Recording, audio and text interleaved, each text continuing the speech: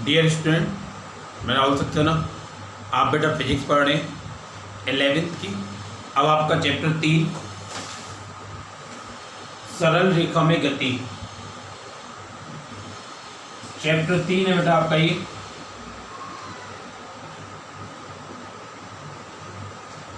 Chapter का नाम है सरल रेखा में गति।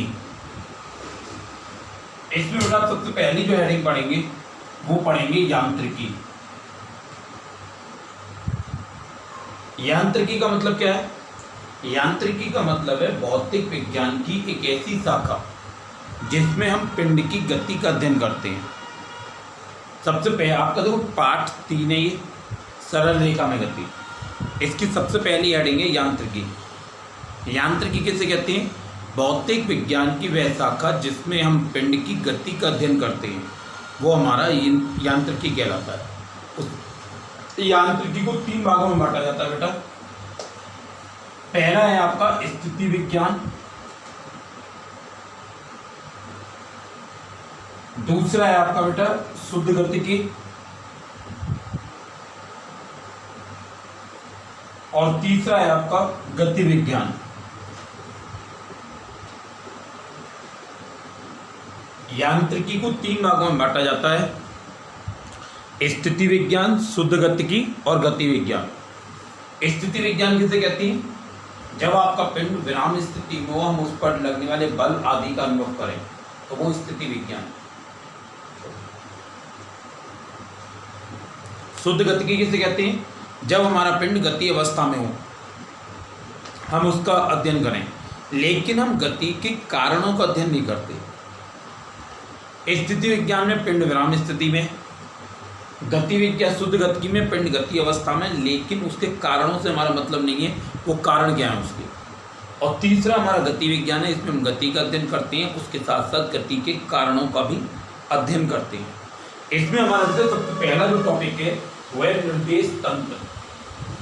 आपका जो सबसे पहला टॉपिक है वो है निर्देश तंत्र।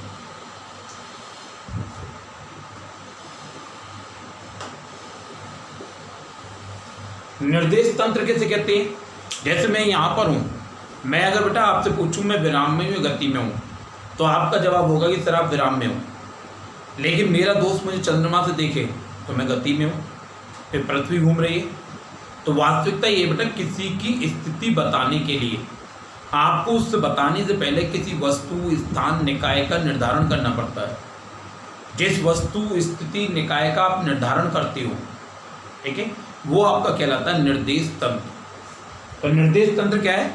किसी पिंड की स्थिति को बताने के लिए, किसी पिंड की स्थिति को व्यक्त करने के लिए हम किसी वस्तु, स्थान अथवा निकाय का निर्धारण करते हैं। हम जिस वस्तु, स्थिति, निकाय का निर्धारण करते हैं उसे हम कहते हैं निर्देश तंत्र। उसे हम क्या कहते हैं बेटा? निर्देश तंत्र कहते हैं। ठीक है, हम निर्देश तंत्र के रूप में जो लेते हैं वो लेते हैं कार्तीय निर्देशांक पद्धति। कार्तीय निर्देशांक पद्धति। ये कार्तीय निर्देशांक पद्धति क्या होती है? ये एक ऐसी पद्धति है जिसमें 3 अक्ष होते हैं जो परस्पर लंबवत होते हैं। इन्हें एक्स, वाई, जेड से व्यक्त किया जाता है। इनके कटान बिंदु को ओ से व्यक्त करते हैं। देखो जरा, एक ऐसी निर्देशांक पद्धति जिसमें 3 अक्ष होते हैं, एक्स अक्ष, वाई अक्ष, जेड अक्ष। ये तीनों एक दूसरे के लंबवत होते हैं। इनके कटान बिंदु को ओरिजिन यानी मूल बिंदु कहते हैं। इस पर किसी के निर्देशांकों को इस तरह से व्यक्त करते हैं एक्स, वाई, जेड। ये आपकी कहलाती है कार्तीय निर्देशांक पद्धति। ये आपकी कहलाती है बेटा कार्तीय निर्देशांक पद्धति। ठीक है, अब यहां से हमारा निर्देश तंत्र हो गया, कार्तीय निर्देशांक पद्धति हो गई। इन दोनों को एक बार दोबारा देखो। निर्देश तंत्र, निर्देश तंत्र क्या है? किसी पिंड की स्थिति को व्यक्त करने के लिए हम किसी वस्तु, स्थान अथवा निकाय का निर्धारण करते हैं। जिसका निर्धारण करते हैं वो हमारा कहलाता है निर्देश तंत्र। कार्तीय निर्देशांक पद्धति एक ऐसी निर्देशांक पद्धति जिसमें 3 अक्ष होते हैं जो परस्पर लंबवत होते हैं। ये आपकी बेटा कार्तीय निर्देशांक पद्धति, इसमें 3 अक्ष होते हैं। जो परस्पर लंबवत होते हैं इन्हें एक्स वाई जेड से प्रदर्शित करती है। इनके कटान बिंदु को मूल बिंदु ओ कहते हैं। इनके निर्देशांक इस तरह से दिखाई जाती है एक्स वाई जेड। इसके बाद इसमें आपका अगला टॉपिक है बेटा पिंड की विराम स्थिति और गति अवस्था।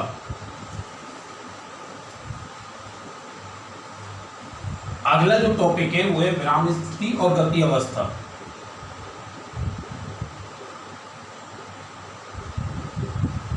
विराम अवस्था और गति अवस्था। विराम अवस्था और गति अवस्था का क्या मतलब है? यदि किसी निर्देश तंत्र में कोई पिंड समय के साथ अपनी स्थिति में परिवर्तन ना करे तो वो कहलाता है विराम अवस्था में। और अगर कोई पिंड अपनी समय के साथ अपनी स्थिति में परिवर्तन करे तो वो हमारा कहलाता है गति अवस्था में। कोई पिंड अगर विराम स्थिति में रहे, अगर कोई पिंड समय के साथ परिवर्तन ना करे तो विराम अवस्था, समय के साथ परिवर्तन करेगा तो गति अवस्था कहलाती है। अब हम देखते हैं गति के प्रकार। अब हम देखते हैं बेटा गति के प्रकार। विमाओं के आधार पर गति 3 प्रकार की होती है। एक विमीय गति, द्विविमीय गति और त्रिविमीय गति।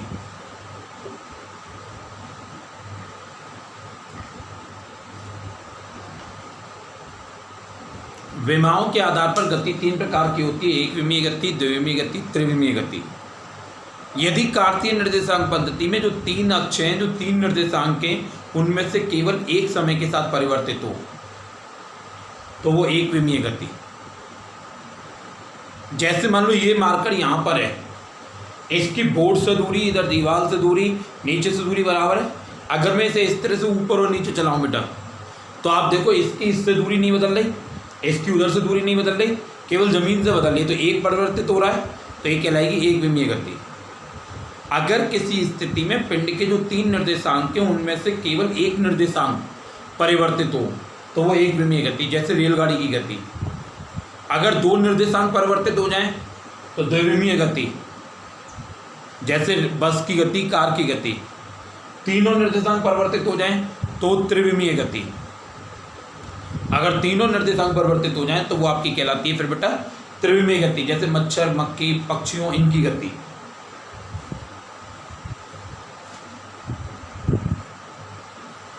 बेटा इसके बाद अब आपका अगला टॉपिक है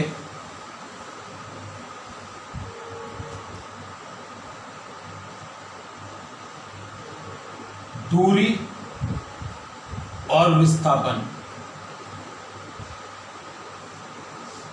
अगला टॉपिक है दूरी और विस्थापन।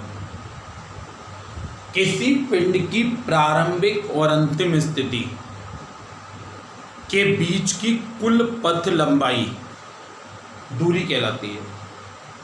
किसी पिंड की प्रारंभिक और अंतिम स्थिति के बीच की कुल पथ लंबाई दूरी कहलाती है। और न्यूनतम पथ लंबाई विस्थापन कहलाती है।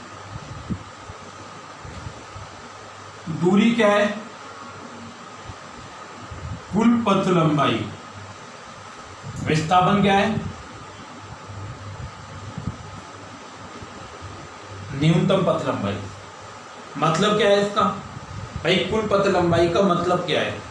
जैसे कोई पिंड ये ए बिंदु पर है, ये बी बिंदु है, इन दोनों के बीच की जो दूरी है वो 5 मीटर है, ठीक है।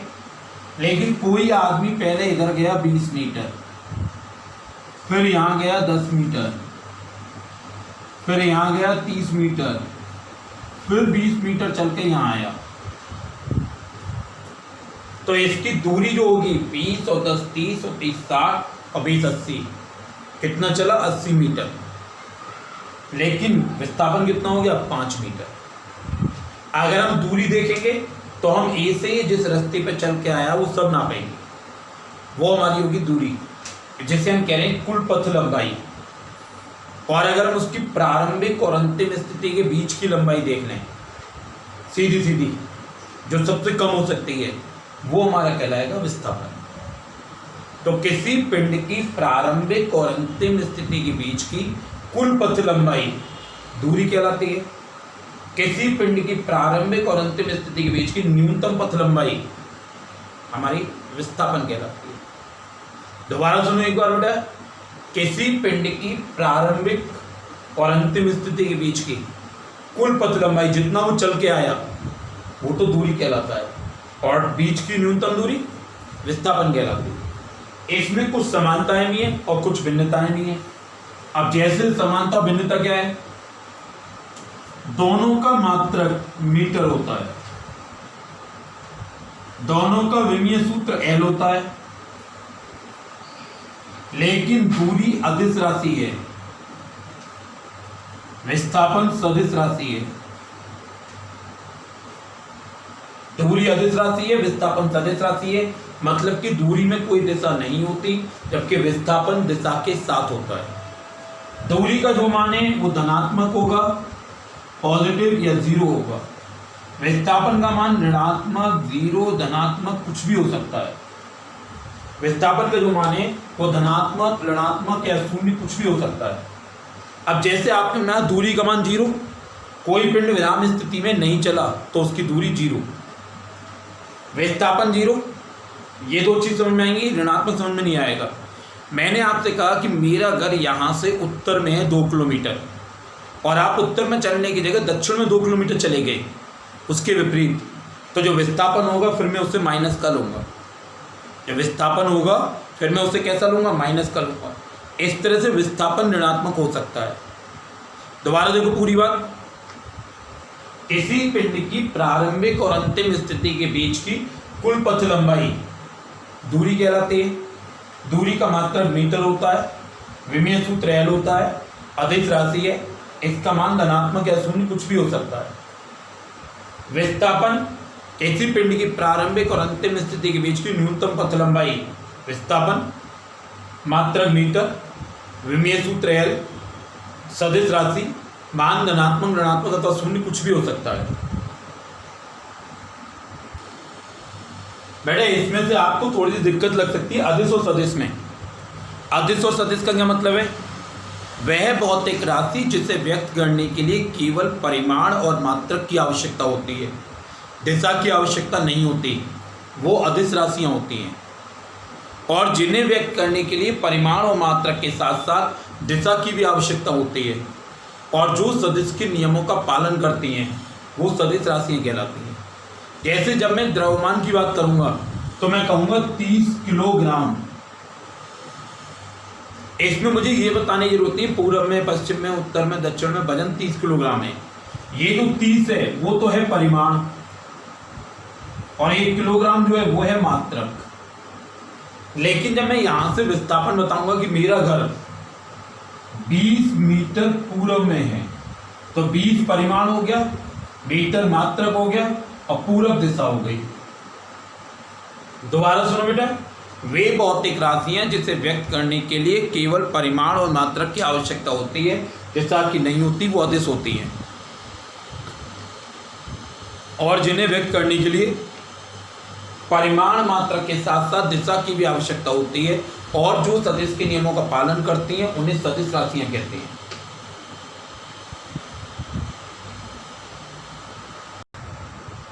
अगर आपके मन में ये डाउट हो कि विस्थापन का मान ऋणात्मक कैसे होता है, तो उसके लिए बेटा एक चीज देखो, ये संख्या रेखा देखो बेटा, जैसे अगर आप ये देखना चाहो कि विस्थापन का ये मान ऋणात्मक कैसे होता है, तो जैसे ये आपकी संख्या रेखा 0, 1, 2, 3, अगर आप इस तरफ जाओगे तो ये सब धनात्मक, और इधर विपरीत जाओगे तो कैसे होंगे, फिर आप इसे ऋणात्मक लोगे। इस तरफ आओगे तो ये -1, -2, -3। जैसे मैंने अभी आपको बताया था कि अगर मान लो आप ये मेरा घर इधर नॉर्थ में है 3 मीटर, और आप यहाँ से चले जाओ इधर, तो ये कैसा हो जाएगा, फिर ये -3 मीटर हो जाएगा। विस्थापन विपरीत दिशा में हो गया, और विपरीत दिशा का जो विस्थापन होता है उससे फिर ऋणात्मक लेते हैं। बेटा अब आप देखोगे विस्थापन और समय के मध्य वक्र, ये जो दूरी और विस्थापन है इसके और समय के मध्य वक्र,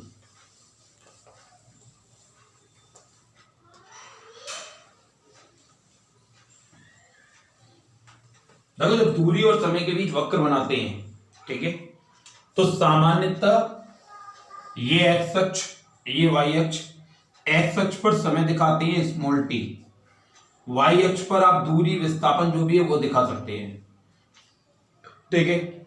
मैंने एक ग्राफ ये बनाया, जरा आप सोचिए इस ग्राफ में क्या हो रहा है। आपकी वस्तु यहां रखी थी, समय आगे बढ़ रहा है, वस्तु तो वहीं की वहीं रखी, आगे नहीं बढ़ रही। इसका मतलब ये वो ग्राफ है जिसमें आपकी वस्तु स्थिर अवस्था में है, उसकी दूरी जितनी थी हमेशा उतनी रही। समय आगे बढ़ गया, समय बार बार आगे बढ़ गया, मान लो यहाँ पर 1 घंटा है, यहाँ 2 घंटा है, या 3 घंटा है, या 4 घंटा है, और दूरी ये 20 मीटर है, तो आप देखो हर घंटे पर दूरी बराबर है, हर घंटे पर दूरी बराबर है। तो ये कौन सा ग्राफ हो गया? ये वो ग्राफ हो गया जब पिंड स्थिर अवस्था में हो। जब आपका पिंड स्थिर अवस्था में होगा, अर्थात गति नहीं कर रहा होगा, तो ग्राफ ऐसा आएगा। ऐसे का मतलब एक समांतर रेखा आएगी, एक सरल रेखा आएगी जो समय अक्ष के समांतर होगी। मैं इसे एक बार दोबारा बना देता हूं बेटा।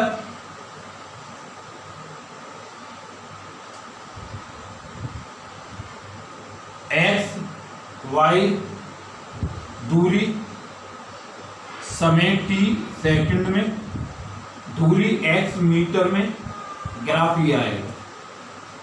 जब पिंड स्थिर स्थिति में होगा तो समय और दूरी के बीच का ग्राफ एक सरल रेखा होगी जो समय अक्ष के समांतर होगी। अगर पिंड एक समान गति करे तो ग्राफ ये आएगा।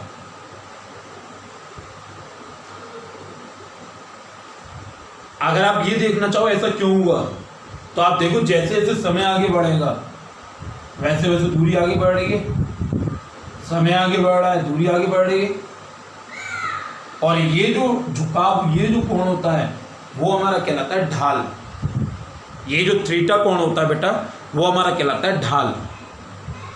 ये तो ग्राफ है आपके, जब आपका पिंड विराम स्थिति में हो तब का, और जब आपका पिंड एक समान गति करे तब का।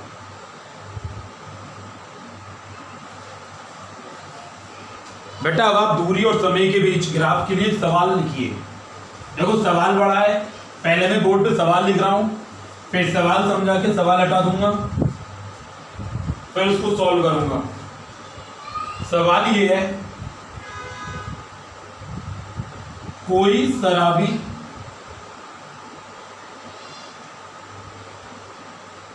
किसी तंग गली में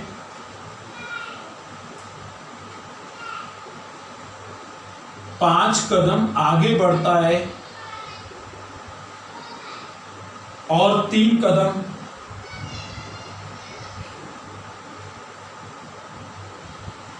पीछे आता है।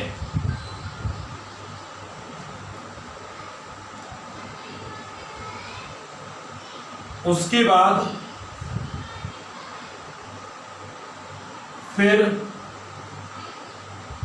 5 कदम आगे बढ़ता है और 3 कदम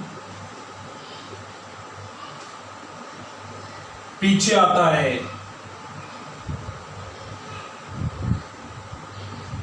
उसका हर कदम 1 मीटर लंबा है और 1 सेकंड में और उसमें 1 सेकंड का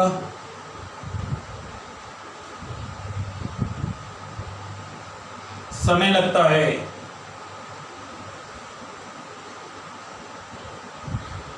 उसकी गति का xt ग्राफ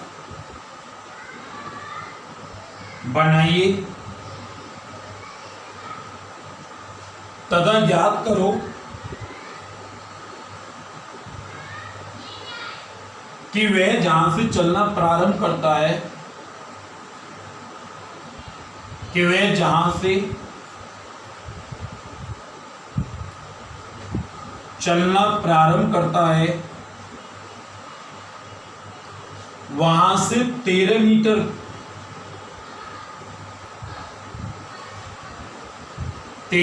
दूर किसी गड्ढे में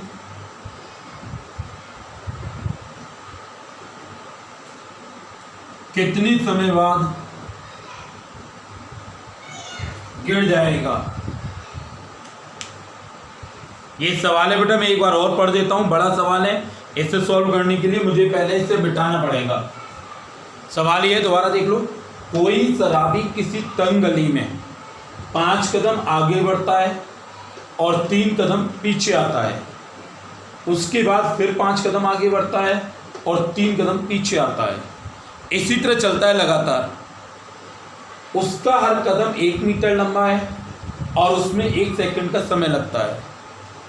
उसकी गति का xt ग्राफ बनाइए, यानी विस्थापन या दूरी समय का ग्राफ बनाइए, और ज्ञात करो कि वह जहाँ से चलना प्रारंभ करता है वहाँ से 13 मीटर दूर गड्ढे में कितनी देर बाद गिरेगा।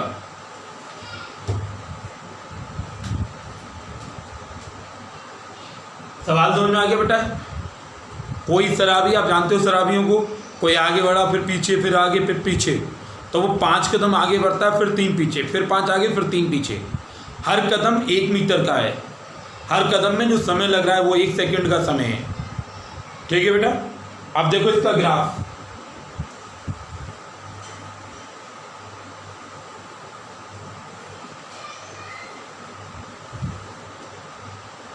इसके ग्राफ को बनाने के लिए सबसे पहले आप इस तरह से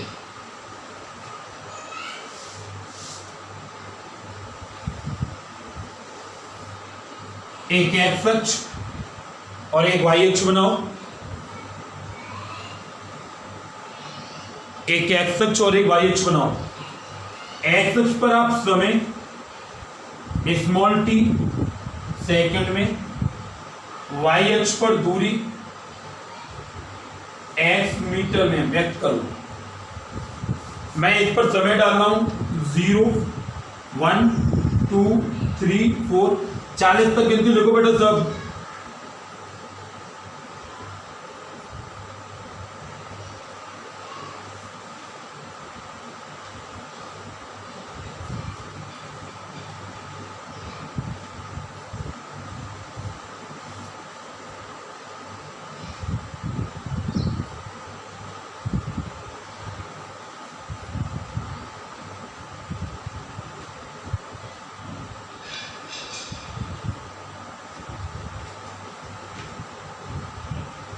बेटा ये बहुत छोटी लिखी है, हो सकता है आपको देखने में दिक्कत हो रही हो, लेकिन आप याद रखो, आप इसका स्क्रीनशॉट लेकर बाद में से जूम करके देखोगे। और ये मैंने 1 से लेके 40 तक की गिनती लिखी है। इधर मैं 15 तक की गिनती लिख रहा हूं।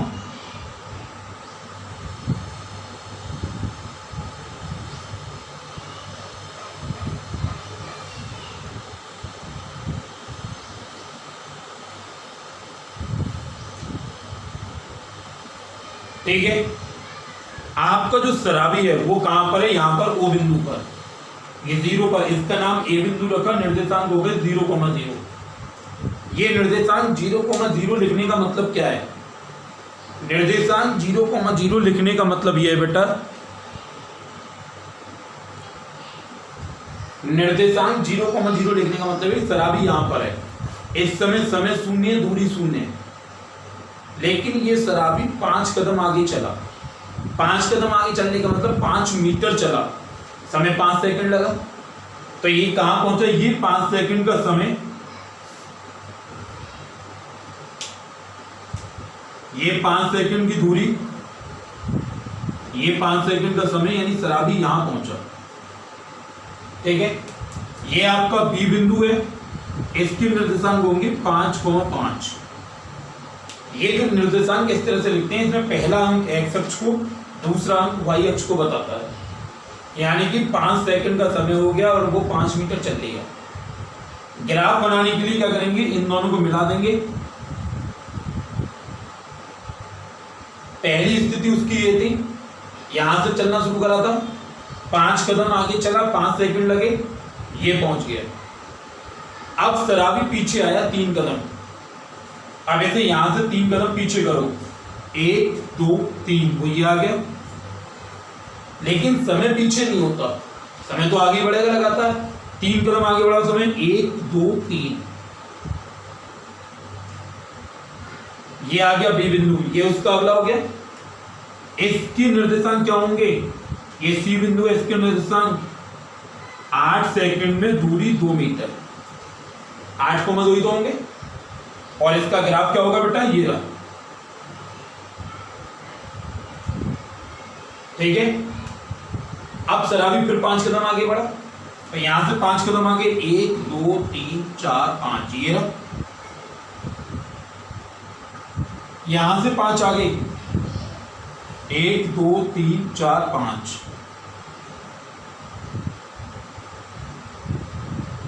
ये रहा। इसके निर्देशांक, ये डी बिंदु निर्देशांक क्या हो गए? 13,7, यानी 13 सेकंड हो गए, 7 मीटर दूर पहुंच गया। ग्राफ ये रहा, हाँ या ना बेटा? अब इसके बाद फिर शराबी 3 कदम पीछे, 1 2 3, समय 3 कदम आगे, 1 2 3, ये रहा। ये आपका ई बिंदु, निर्देशांक क्या हो गए? 16,4, और ग्राफ ये हो गया बेटा। अब फिर क्या होगा? शराबी फिर 5 कदम आगे, 1 2 3 4 5, यहां से 5 आगे, 1 2 3 4 5,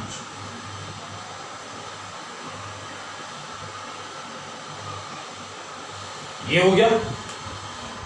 इसके निर्देशांक, ये है बिंदु, निर्देशांक क्या होगा? 21,9, ग्राफ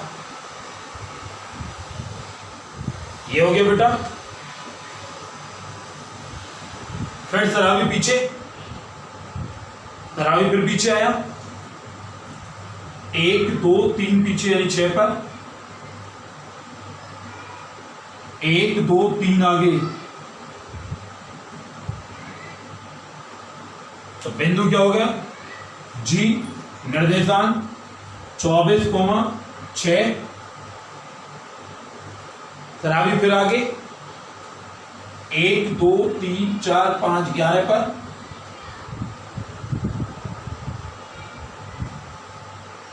यहां से 5 आगे, 1 2 3 4 5 29 पर,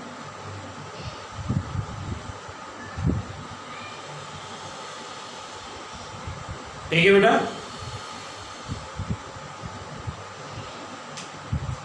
पिछली वाली स्थिति का ग्राफ ये रहा, अब का ग्राफ ये रहा। इसके निर्देशांक H 29,11। अब क्या होगा बेटा? फिर शराबी पीछे, 1 2 3,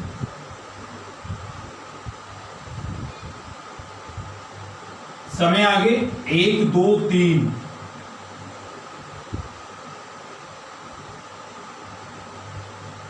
आपके निर्देशांक,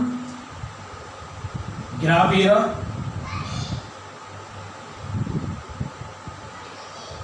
ये हो गए निर्देशांक। फिर शराबी 5 कदम आगे, 1 2 3 4 5,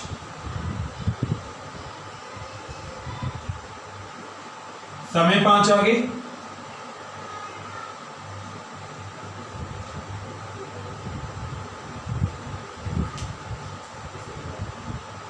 और इसके निर्देशांक 37,13, ग्राफ ये रहा।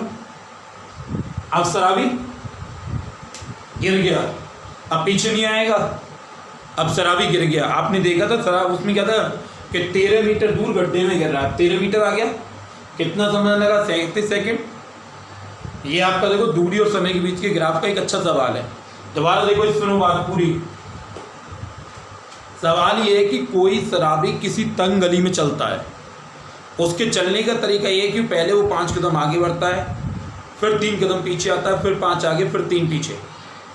उसका हर कदम 1 मीटर का है और उसे चलने में 1 सेकंड का समय लगता है। हमने इसके ग्राफ को दिखाने के लिए एक्स अक्ष पर समय दिखाया t सेकंड में, वाई अक्ष पर दूरी दिखाई मीटर में। ये जो बहुत छोटा छोटा लिखा है ये 1 से लेकर 40 तक के सेकंड दिखाए हैं मैंने। आप चाहो तो इन्हें 5, 10, 15, 20 करके भी दिखा सकते हो। मैंने 1 से 40 तक इसलिए दिखाया है जहाँ पर ये 9, 4 इस तरह से आएंगे तो दिखाने में आसानी होगी। पहले ना शराबी ए पर था 0, 0 पर, फिर 5 सेकंड में 5 मीटर चला, तो ये जो लाइन है वो 5 सेकंड की है, ये जो लाइन है 5 मीटर की है, ये इसका बिंदु हो गया। निर्देशांक को इस तरह से ब्रैकेट में लिखते हैं, इसमें जो पहला होता है वो x का होता है और जो दूसरा होता है वो y का होता है। फिर शराबी 3 कदम पीछे आया, तो ये 5 और 3 8 हो गए, और 5 में 3 गए तो ये 2 हो गए, फिर 5 आगे, फिर 3 पीछे, फिर 5 आगे, फिर 3 पीछे, इस तरह से चलता रहा। देखो आप इसे बेटा एक बार,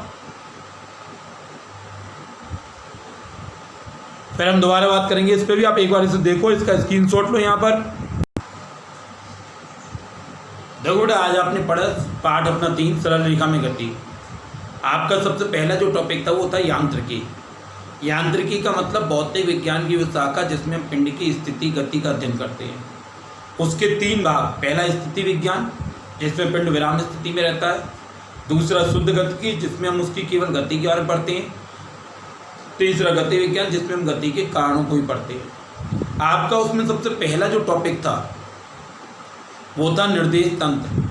किसी पिंड की स्थिति को व्यक्त करने के लिए हम किसी वस्तु, स्थान अथवा निकाय का चयन करते हैं, जिसे निर्देश तंत्र कहते हैं। निर्देश तंत्र के बाद बेटा आपने पढ़ा उसमें कार्तीय निर्देशांक पद्धति, एक ऐसी निर्देशांक पद्धति जिसमें 3 अक्ष होते हैं जो परस्पर लंबवत होते हैं। इनके कटान बिंदु को O कहते हैं, इन अक्षों को x, y, z से व्यक्त करते हैं। इसके बाद आपने पढ़ा विराम स्थिति और गति अवस्था। अगर कोई पिंड किसी निर्देश तंत्र में अपनी स्थिति में परिवर्तन नहीं करता तो विराम में कहलाता है, परिवर्तन करता है तो वह गति में कहलाता है। आपने गति के प्रकार पढ़े, एकविमीय गति, द्विविमीय गति, त्रिविमीय गति।